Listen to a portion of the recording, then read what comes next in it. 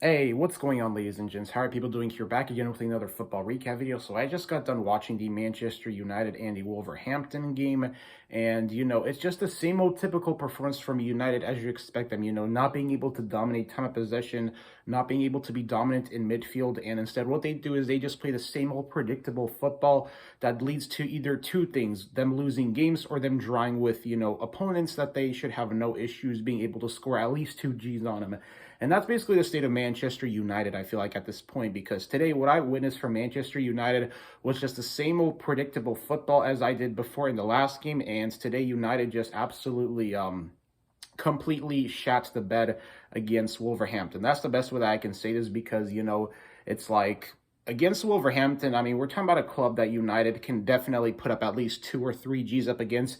And if United are going to struggle against competition like that, then that just proves to me right here that United are a club that just cannot be taken seriously in terms of winning at this point. I mean, literally, what I witnessed today was just the same old stuff, them losing midfield possession after possession after possession, them just being left vulnerable on the counterattacks, and they absolutely looked very slow today. And the only player that actually performed really well for United today, in my opinion, well, in the first half, I think that the player that performed the most consistent, would have to be probably Mason Greenwood. I mean, Mason Greenwood was the only reliable attacking option today for United because, United for some reason decided to, leave Bruno Fernandes on the bench. And once they did sub him on, it looked like that absolutely Bruno Fernandes left a big impact on this game, even though United didn't lose, even though United didn't win this game. In other words, Bruno Fernandes, he absolutely made a crazy impact, and it looked like the game could finally start, getting off to a good start for United, in the second half once they brought on Fernandes. But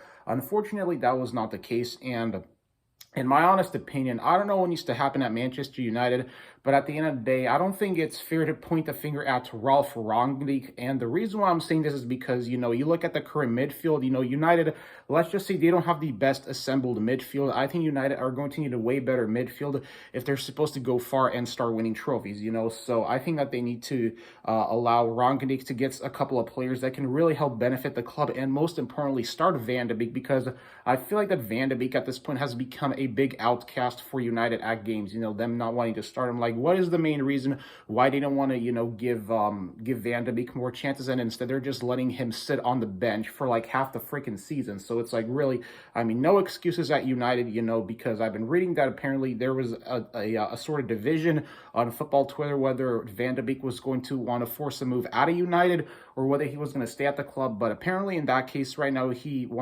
apparently going to stay at the club. But at the same time, it's like he could not be sitting on the bench, because it's like, by just letting Van de Beek sit on the bench, you're just going to waste his years, okay? And you're going to waste his talent and potential. So really, I mean, no excuses for United not starting Van de Beek. I mean, there really is none, if you honestly ask me, because today, the type of football was just absolutely slow, absolutely sluggish, and quite frankly, I got really bored with the way how United played football in this game for most of the time, because they're supposed to, already be able to know how to be able to dominate in midfield, and be able to play some really good, exciting attacking football, because that's one of the reasons, why people get up to watch the Manchester United games, so that they can see them play some attacking football, some very entertaining style of football, not this just same old sluggish, watered down football as how United played these last, couple of games now.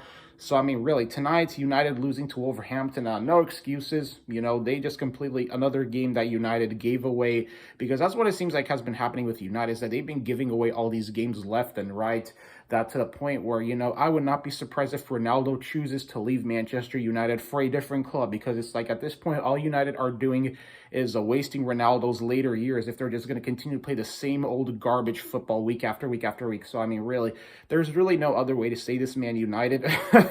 They just completely crapped the bed tonight. So that's all I got to say about this game, ladies and gents. Let me know in the comment section below on what you thought about this game as well.